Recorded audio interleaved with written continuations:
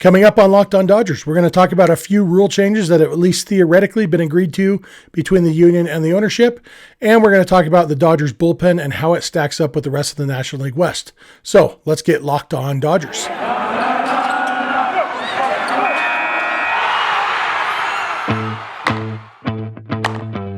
You are Locked On Dodgers, your daily Los Angeles Dodgers podcast. Part of the Locked On Podcast Network, your team every day.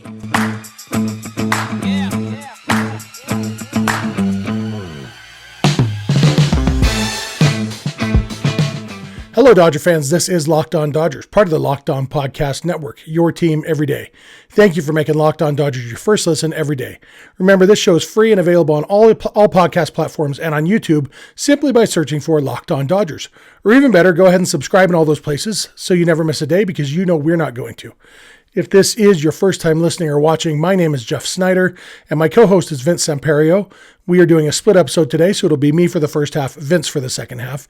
Vince and I are both lifelong Dodger fans just like you, and we've also both spent time covering the Dodgers in the press box and the locker room. So we're not quite insiders, which is probably a good thing, but we bring you the smart fans perspective on our boys in blue every weekday morning.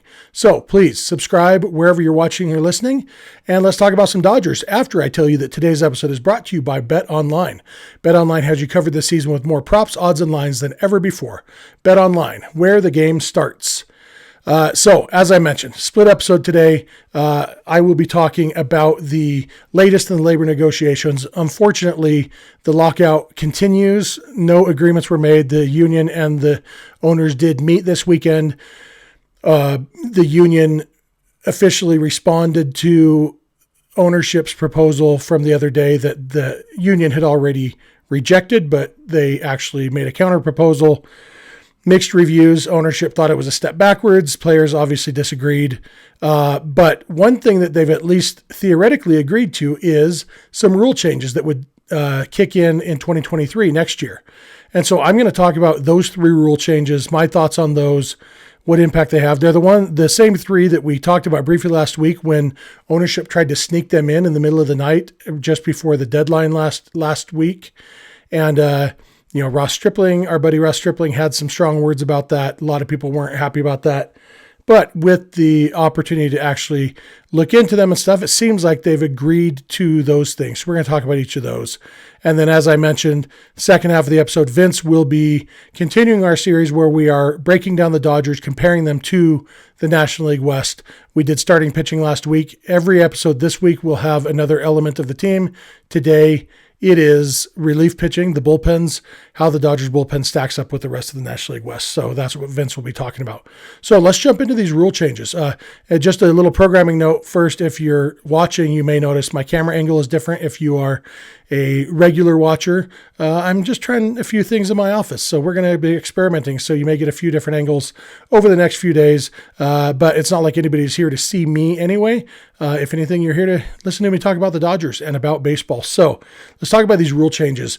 Major League Baseball has been using the minor leagues and even the independent leagues the last few years as kind of a testing ground, a playground to test out some of these rule changes. And some of them, they have thankfully recognized terrible idea, like moving the mound back. I hope that they have put that out of their mind forever. But a couple of them have maybe gotten enough traction that they do want to put them into the big leagues. Robot umps, unfortunately, are not on this list yet. I think the technology isn't quite there, although they will be doing that in AAA this year, which is just below the big leagues. They're going to be doing the robot umps, the automated strike zone, I think is what they call it. And so that's coming soon, but that is not something that has been agreed on yet. But let's talk first. The first one we'll talk about is bigger bases. This is one that they experiment with in the minor leagues, and there's a couple ideas behind bigger bases. If you extend each base, I think they added 3 inches in each direction on the base. And so basically from first to second base, that actually cuts 6 inches off the distance between first base and second base. We know there's 90 feet between bases, but it's not actually 90 feet between the bases. It's between the end of the base and the other end of the base. And so adding 3 inches to each side of the base cuts 6 inches off the distance between the bases. Now, 6 inches doesn't feel like a lot, but they say baseball's a game of inches, and there's a reason they say that, and that's because it's true. I mean, how many times have you seen a guy stealing second or getting thrown out, caught stealing, and it was, within inches? Like within 6 inches, that's actually a decent amount. And so cutting 6 inches off the distance between first and second base, I think will help the running game. It also cuts 3 inches off the distance between home plate and first base, which means, those bang bang plays at first base, they're going to go the hitter's way more often. Where a guy, how many times have you seen a play where, wow, if the base was 3 inches closer, he would have been safe, but instead he was out. One thing that really jumps out at me is a guy like Trey Turner, who hits a lot of ground balls, has a ton of speed, one of the fastest guys in baseball, steals bases. This rule, the bigger bases, is kind of built for him. It lets players get a slightly bigger lead off first base because first base is 3 inches closer to them now. So they can get a bigger lead. They can, cut down the distance between first and second, cut down the distance between home and first. The design is to make the game more exciting. One ancillary benefit that I think they probably took into account, I don't know if it was the main motivator, is it will make the game a little bit safer because you got, basically it's going to be harder for Manny Machado to intentionally kick a guy in the calf because his calf will be 3 inches farther away from Manny Machado's foot. And sometimes people actually do that on accident.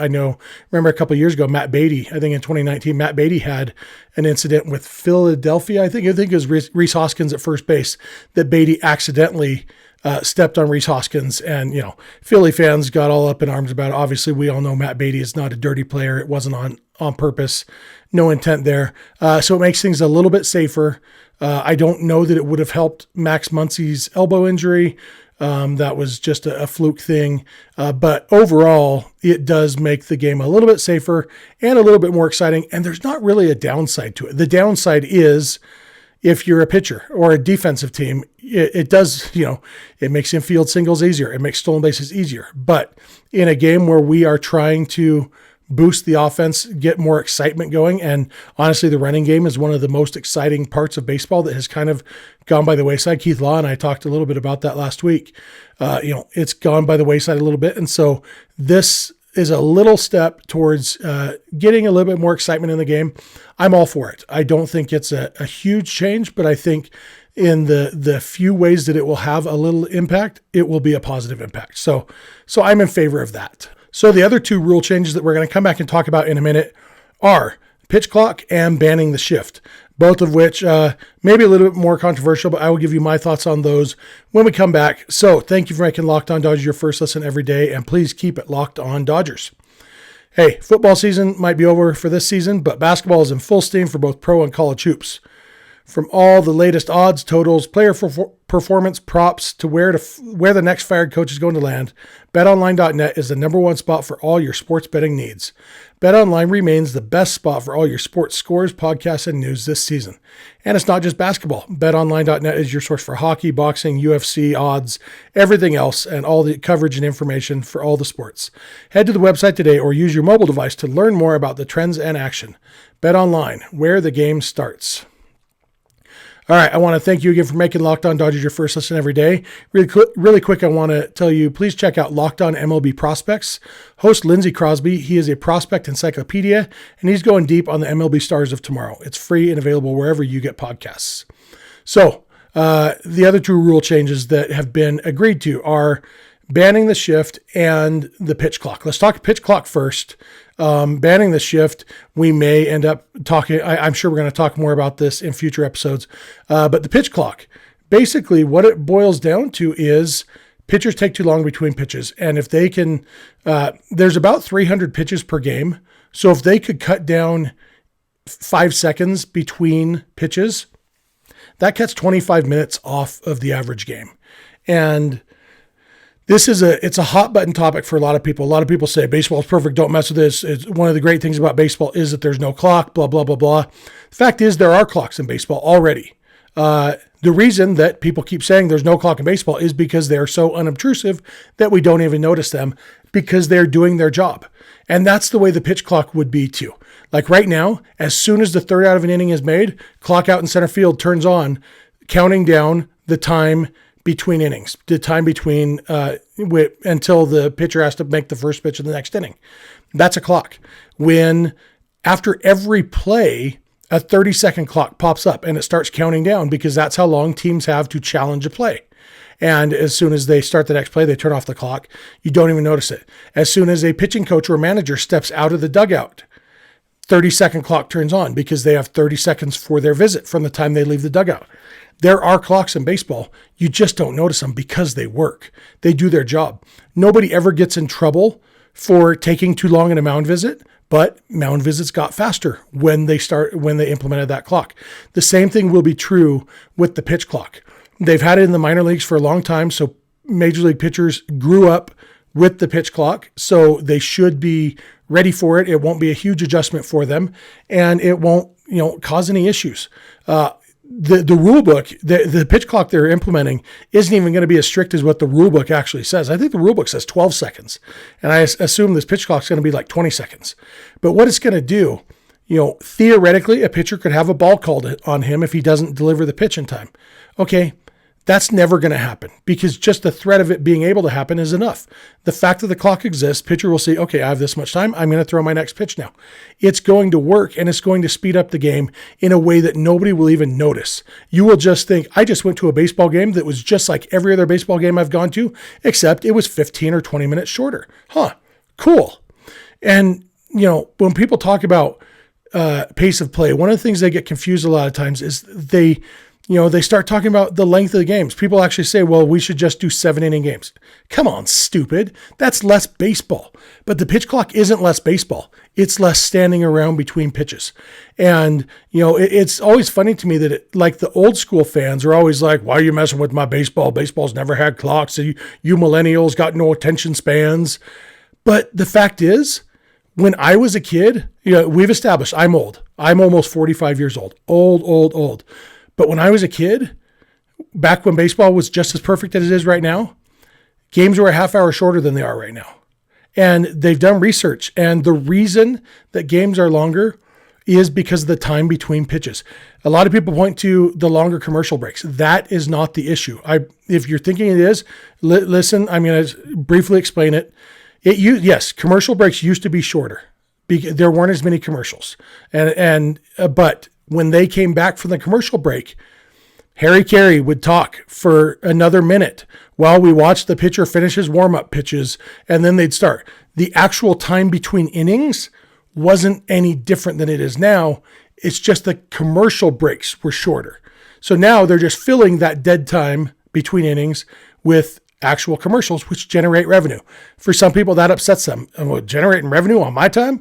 But the fact is, the actual between innings haven't got longer. Pitchers need to warm up. That's not going to, you can't make them much shorter. And even if you shorten them by 20 seconds each, that's like 5.5 minutes that you're cutting off a game. It's not a huge issue. The main difference, the reason games have gotten so much longer is entirely time between pitches. So if we could cut 5 seconds off that, some pitchers might even cut more off. That will do a lot to make baseball a little bit faster paced. And for me as a dad, especially I live in the mountain time zone, so my Dodger games already don't start till 8 o'clock here. I would love it if games are 2.5 hours that, I could, finish the game by 10:30. My kids could even maybe stay up to watch most of a game, even on a school night. Yeah, you can stay up till 10. Sure. You'll get to see most of the game. Right now, there's no chance of a game getting over before 11, my time. And that makes it, harder for my kids to be baseball fans, harder if you're going to a baseball game, taking your kids to a game. No way you can take kids on a school night. You basically got to check them out of school the next day because, by the time the game gets over and you get out of Dodger Stadium parking lot and everything, it's a long night. And so as a parent, I love the idea. And you guys know it. I love baseball. I don't want less baseball. But if I could get the same amount of baseball in a half hour less time, that for me is a perfect solution. And, every game I go to, I hope for extra innings because it's more baseball, but I would hope even harder for extra innings if the first 9 innings only took 2.5 hours instead of 3 hours and 10 minutes or whatever. I don't think we'll ever get back to 2.5 hours, but pitch clock will be a step in the right direction, so I'm 1,000% in favor. The last one I want to talk about is banning the shift. This one is very controversial. The fact is the shift is smart baseball. The reason that smart teams do it is because it's smart. But it has had a negative impact on offense. Not as much as some people think, not even in the way that people think. But, when people say, and a lot of smart people say this, a lot of pro ball players say this, well, you just need to make adjustments. You need to learn to hit the other way. But Cody Bellinger, when he's hitting the other way, it's fine. But I would rather have hitters hitting the ball hard. And it's almost impossible for an adult baseball player to learn how to hit the ball hard the opposite way if he hasn't been doing that his whole life. It's just not going to happen. It's like, it's basically the same argument as when people say, if pitchers would just try to be better hitters, they could be better hitters. They're pro athletes. They could hit. No, they can't. Pitchers are never going to learn how to hit, and hitters are never going to learn how to hit the ball hard the opposite way. Yeah, they could bunt more. They could slap the ball, and sometimes that's fun. I do enjoy once in a while when Bellinger shortens up his swing, slaps a little ball to left field. Sometimes if he gets it right down the line, gets a double out of it. But know what else I enjoy? Cody Bellinger hitting a home run, which he isn't going to do with the opposite field swing. Ted Williams used to get shifted on. People act like the shift is a new thing. Lou Boudreau, manager of the Indians, used to shift on Ted Williams. And it was the same conversation. Reporters would tell him, just learn to go the other way. And Williams said, no, I'm just going to hit it over the shift. And he hit 521 career home runs and was the best hitter in baseball history, probably. And that was with being shifted on. But not everybody's like Ted Williams. And so for me, banning the shift, we don't know exactly how they would implement it. I assume it would be something like, you have to have two infielders on each side of second base, and they have to be positioned in front of the outfield grass. You know what? I'm fine with that. I kind of miss the days when I was a kid, and even when I was a teenager and an adult, an adult with brown hair instead of gray. If you hit a line drive up the middle, that was a hit. Now, it's a one hopper to the second baseman, and you get thrown out at first or hit into a double play. Like, I kind of miss line drives out the middle being hits. And, I don't know that banning the shift would be high on my list of priorities. It's one of those things where I'm fine if they do, I'm fine if they don't. But I'm definitely fine if they do. I don't think it's a bad thing. There are plenty of things that, even though, what I hear people say is, well, it's just smart baseball to do the shift. Okay. It would be smart baseball to do a lot of things that are against the rules. And the fact is, if you make a rule against something, then it's no longer smart baseball to do that thing. And that's fine.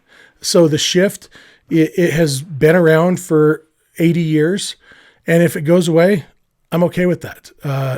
I don't care one way or the other. But I do think adding excitement back a little bit, having more gaps in the infield where hitters actually hit the ball, I think that maybe will add to excitement. And maybe it helps the strikeout scourge, because if there is more incentive to put the ball in play because you have a better chance of getting it through the infield, well, then maybe you're swinging for the fences less because, like I said, Ted Williams' solution to the shift was to hit over the shift. Now, Ted Williams had 2011 vision. He had freakishly good eyesight, hand-eye coordination, and so he could swing hard and also never strike out. Ted Williams was a freak of nature. Cody Bellinger, in order to hit those home runs, has to swing hard. If Cody Bellinger knew, I can hit an occasional ground ball, I don't have to elevate and celebrate every time, maybe that does create some more excitement. There will be unintended consequences. We don't know what they're going to be, but overall, I don't think banning the shift will be a negative thing for baseball. In the aggregate, there will be some things that are worse, but there will be some things that are better. I think it'll at least even out, probably. So that's my thoughts on the 3 rule changes. Like I said, Vince is going to be here in a minute. He's going to talk to you about the Dodgers bullpen and how it stacks up with the rest of the National League West. So I want to thank you again for making Locked On Dodgers your first listen every day. And Vince will be along in a minute. Built Bar is the best tasting protein bar out there. No other competition, hands down. Built Bar, you got to check it out. They have candy bar taste, protein bar numbers, and it all combines to be a really good bar that's covered in 100% real chocolate. They also have Built Bar Puffs that are the first ever protein infused marshmallow. Now, these are delicious. They do taste even more like a candy bar. They still have the same great macros: low calorie, low sugar, low carbs, high protein, high fiber, everything you could want in a protein bar, but it tastes great. And Built Bar has a bunch of different flavors. They're always adding flavors. They have already a bunch of great flavors like cinnamon and churro, coconut marshmallow, banana cream pie for the puffs. They got a bunch of other flavors for the protein for the Built Bars. You got to go check it out. They're always adding flavors. You can get a mixed box, check them all out. Do whatever you need to do, but you need to get Built Bar in your life. I'm being 100% serious. I have spent my own hard-earned money on Built Bars, and you should too. So go to built.com, use the promo code LOCK15, and you'll get 15% off your order. That's built.com with the promo code LOCK15 for 15% off. This episode is also brought to you by Rock Auto.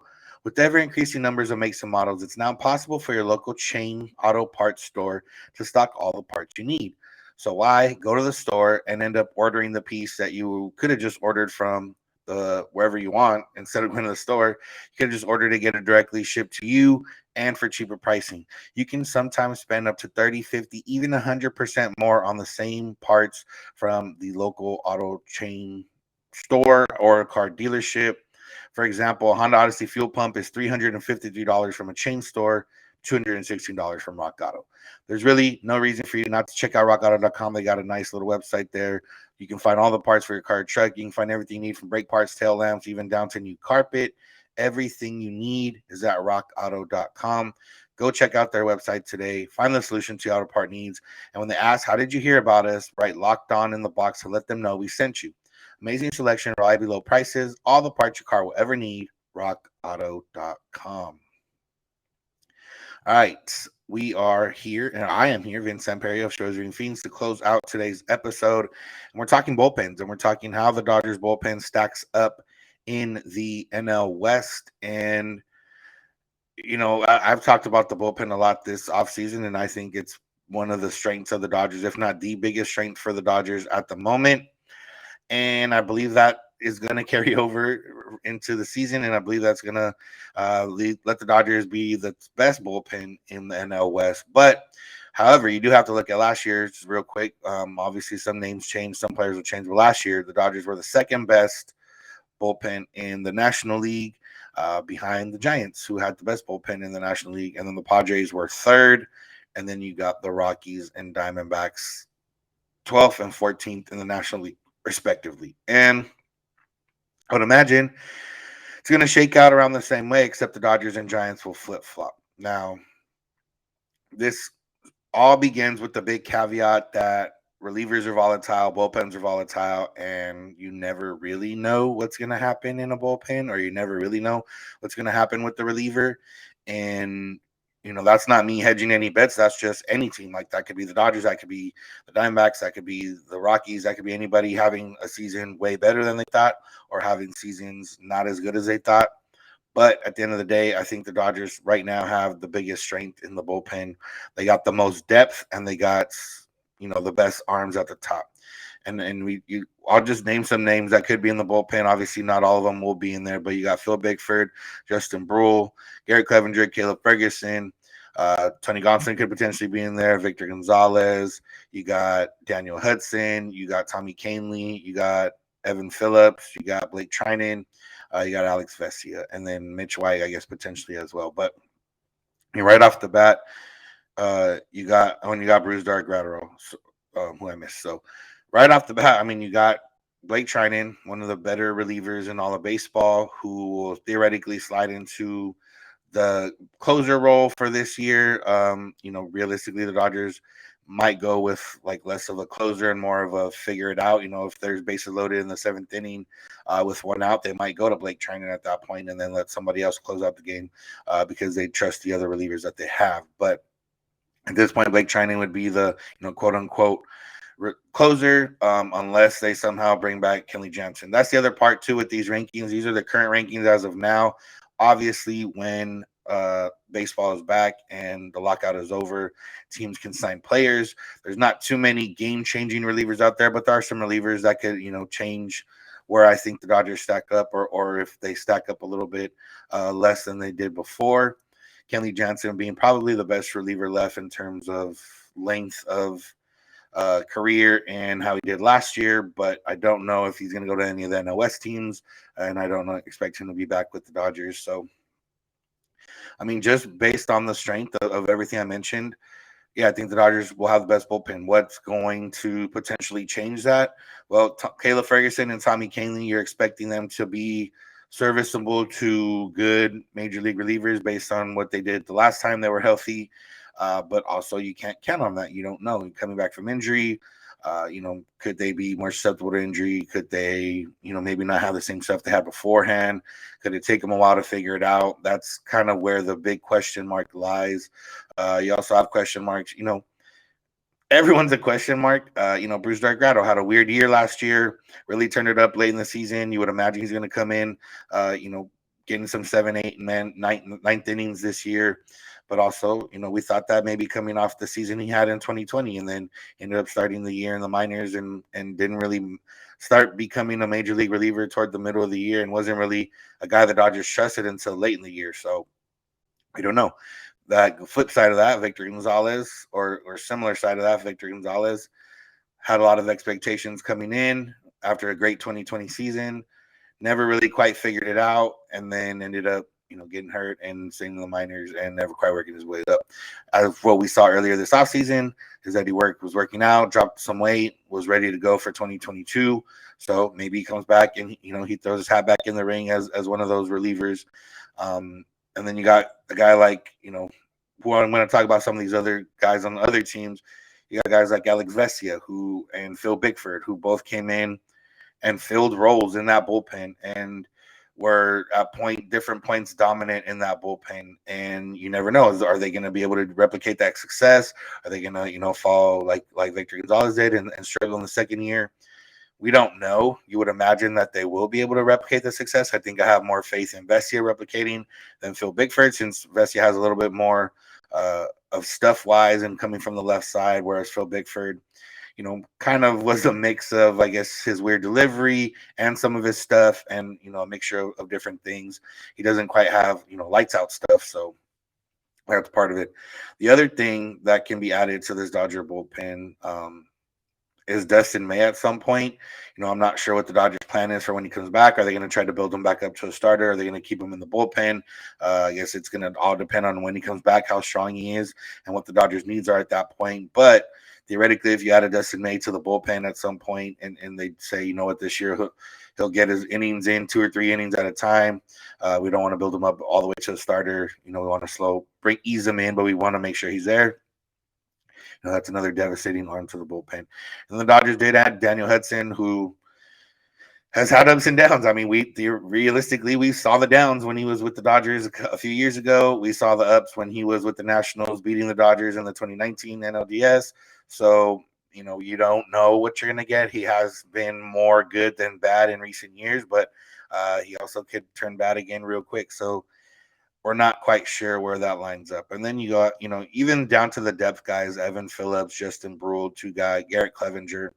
These are guys that came and got outs last year in big situations and, probably pitched a lot more in the majors with the Dodgers than they expected, especially since, since some of those are not Clevenger, but especially since Phillips didn't even start the year with the Dodgers. So, but those are guys that are already 7, 8, 9 on your depth chart in terms of bullpen. So the Dodgers are going to be well off. Now let's look over at the Giants, who were the best bullpen in baseball last year and in the National League for sure. And it's kind of similar to what you think about the Dodgers or any bullpen, I guess. But, they had Camilo Doval really come out of nowhere and become a big part of that bullpen last year. And he would theoretically slot into their closer role this year. And yeah, he has good stuff and he was really good last year, but who knows what he's going to do in the second year of facing big leaguers and having, being scouted and everything else. You're not entirely sure. The good thing is, they do have 2 more veteran guys that are a little more established behind them, and Jake McGee, Tyler Rogers. And it's also a matter of, Jake McGee, at some point, you think he's going to get figured out, just throwing maybe 95% fastballs. But hey, it worked out for the Dodgers in the year before. It worked out for the Giants last year. Maybe he just has that special sauce in his fastball that people can't figure out, and he's able to use that to his advantage. That's very possible. You got Tyler Rogers, who was, the side or the submarine slide arming, slow tossing pitcher that they had, who was closer for most of the year after Jake McGee kind of lost the closer role. Will Smith had that one walk-off home run against him. The Dodgers did hit him pretty well compared to other teams, probably because they saw him so many times. But even then, he's a guy who, if he's not tricking you, if he's not fooling you with the delivery, then the stuff is coming in very slow, and he works up in the zone for the most part, and you're able to put some good wood on it if you can time it up. And I think the Dodgers have a good chance of doing that. I don't know if other teams do, so Tyler Rogers should still be good in general next year. So when you got those three in the back end of your bullpen, you're pretty good. I would definitely put up, I definitely would put up Blake Trinan, Brusdar Graterol, and any of the others that I mentioned, Canely, Ferguson, Vesia, one of those three, or even anyone else against those three, and I think they stack up pretty well, pretty evenly. But again, it's all going to come down to what it works out to. Now, the Giants bullpen is interesting. Looking at other teams' bullpens is interesting because realistically, the Dodgers play them 18 times, 19 times a year, and you remember some of the names, but you don't. You don't know how they did against the rest of this. You don't know how they did the rest of the season. You just kind of remember how they did against the Dodgers, and then you go to the bullpen, and there's no names here. There's Dominic Leone, Kervin Castro, Jose Alvarez, Zach Littell. Those are probably some of the guys in the next tier for the Giants bullpen. I remember Dominic Leone. I remember Jose Alvarez. Like, I remember the names. I don't remember necessarily how they did against the Dodgers specifically. They're not any guys that are, like I said, big names or established names. They're guys that, what the Giants are going to count on it. And this is the big part of the Giants in 2022. The Giants in 2021, it was a matter of, okay, they're bound to fall. They never really fell. They beat the Dodgers for the NL West. They won one more game than the Dodgers. They never really fell off. But it's also a matter of, okay, eventually they, you thought they were going to fall. Eventually they would fall. And they didn't. And it's stuff like this with the bullpen. Unknown guys. The Dodgers have done it before. Other teams have done it before. Unknown guys step up into a role, and they're good for a year. But you can't guarantee that they're going to be good to the next year. So I think the Dodgers have more established guys than the Giants, which is why I expect the Dodgers bullpen to be a little bit better. I will say that in terms of bullpen management, Dave Roberts and Gabe Kapler are very similar. They both follow a combination of their gut and the numbers, and they both have a strong system of analytics and everything else to help them out. So it's going to be close. I think they're going to be close. I think the Giants, they're in that same realm now with Zaidi at the helm, where even if some of these guys don't work out, they'll have guys that they'll be able to fill in. They'll have guys that they pick up off the waivers and are able to, slot in and be good. And they'll have a better sense of that. So when it comes down to the NL West, I think it comes down to the Giants and Dodgers for bullpen. I do think the Dodgers have the better bullpen, but also if I was a Giants fan or someone that covered the Giants on a more regular basis, I might think the other way because I'm more familiar with guys like Dominic Leone and Alvarez and even Harlan Garcia and guys like that. The one name I do want to see on the Giants bullpen is John Brebbia, because the Dodgers did rough him up a few times, and I like when Brebbia came in, I did feel more comfortable as a Dodger fan. So that's where they stack up with that. Realistically, I'm gonna not talk too much about the Diamondbacks and Rockies. I don't expect any of them to be that good in terms of the team being that good. And they don't necessarily have anyone in the bullpen that really, does it for you. The Rockies bullpen was bad last year. They didn't really add anybody. They still have Daniel Bard, who had a cool 2020 season coming back from injury, ever having not playing for 6 years. But then was not that great last year. Lost the closer role. They've got guys that, we remember their names. Jhoulys Chacin, who's been around, seems like forever. Or there's always been a Chacin around. They got guys, Carlos Estevez, Tyler Kinley, Yency Almonte, Justin Lawrence. Those are all guys that we remember their names, but they didn't necessarily do anything. They brought in, I think they got a guy from the Reds, Stevenson, who came in and did pretty good for them in the last part of the season.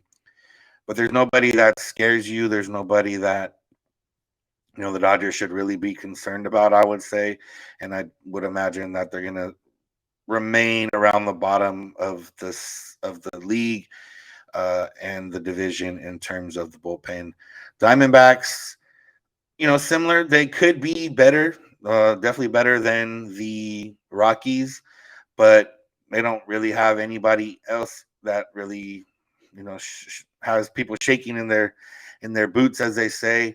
They did sign Mark Melancon, who will now be their closer. The Dodgers have had varying successes from Mark Melancon, or very success against Mark Melancon, but he's probably on the other side of things. And at the end of the day, I don't expect the Diamondbacks to be leading the Dodgers too many times, so they might not see Mark Melancon as often as they could anyways. And then after that, you got, a bunch of guys that we've heard of, but again, guys that the Dodgers have either had success against before or they're just not that good. I mean, you look at these ERAs. I'll just go down some of the players that are expected to be on their bullpen. Caleb Smith, Noe Ramirez, Stephen Crichton, Kevin Ginkel, Taylor Widener, Joseph Mansupply, Matt Peacock, JB Bukauskas, Brett Gus, former Dodger prospect, and Ryan Buckner. You go down some of these ERAs, you got 4.78, 4.42, 6, 5.54, 5.02, 4.42, 4.06, 4.79, 4.86, 4.50, 6.0. So nobody that's putting any fear into the Dodgers hitting. I don't know. I don't think the Diamondbacks are going to be good. They have potential to be decent, to disrupt a little bit, but they're fourth place. I expect them to be fourth place in the division. I expect them to be fourth place in bullpen. So there's not too much to talk about there. Now, the Padres is an interesting one. They were third in the NL. But honestly, I don't know if you can expect them to be that way. And even then, they were an interesting case last year. First half, their bullpen was really good. Second half, their bullpen was not so good, which coincided with them kind of falling apart in the second half of the season. They don't really have a closer as it stands right now. They did sign Robert Suarez, who's coming over from Japan, who's been really good in Japan the last 2 seasons. Didn't allow a home run at all last year in Japan. I don't expect that to carry over into the big leagues. But he's the guy that nobody's seen before. He could theoretically have a good year this first year just due to his stuff. He does have good stuff. But they're counting on him to maybe be the closer at this point, and that's a lot of stock to put into a guy who hasn't pitched in the majors and who's coming from Japan. Drew Pomeranz is probably their best reliever in terms overall. He's coming off injury. I know he got surgery late in the year last year. I don't know. He didn't get Tommy John, I think flexor tendon. So I don't know if he'll be ready for opening day, or maybe he will be if opening day keeps getting pushed back. But he's a guy that has done well against Dodgers. He's a guy that's a pretty good reliever, and I would expect once he's healthy and ready to go, he's going to factor into those late innings. But then you have a bunch of guys who, like I said, the Dodgers have done well against, or at least were good against at some point. They got, Luis Garcia is a guy who they had last year. He was pretty decent. They had our Emilio Pagan, our favorite guy last year, who give the Dodgers a couple games, or one game at least for sure. Austin Adams, who couldn't find the strike zone, who hit a bunch of guys. They got Nabil Crisma, who would be kind of a long reliever type. They got the other Javi Guerra. They got Tim Hill, Pierce Johnson, a bunch of names that we remember. But like I said, nobody that necessarily is striking fear into the Dodgers or even into anyone else. So while I don't think the Padres bullpen will be as good as last year, I do think they will obviously by default kind of finish here in third place in the division, and that's kind of where it sits. So that's how it goes. I probably went maybe more in depth than we needed to for this, but hey, you know what? What's an extra 10 minutes to your listening today? Appreciate you guys for being here. That's going to be it from me. That's going to be it for the episode. Thank you for checking out Locked On Dodgers. We'll stack up the Dodgers against the NL West in some other categories the rest of this week. Hopefully talking some more lockout stuff in terms of lockout ending, Maybe start talking about some minor leaguers since minor leaguers are in camp. And Diego Cartaya did hit a bomb the other day, so maybe we'll start talking about some of those guys. That's going to do it for today's episode. Thank y'all for listening. Make sure to check out Locked On Dodgers wherever you find podcasts and on YouTube or on social media, Twitter and Instagram at Locked On Dodgers. Jeff is on Twitter at Snider. I'm at Vince Samperio. If you want to call and leave us a voicemail or send us a text, you can do so at 323-863-5625, or you can send us an email, lockedondodgers@gmail.com. We're here every weekday morning, and we hope you'll be with us when you get in your car or if you're at home. Tell your smart device play podcast, Locked On Dodgers. And remember, you don't have to agree. You just have to listen. Have a good one.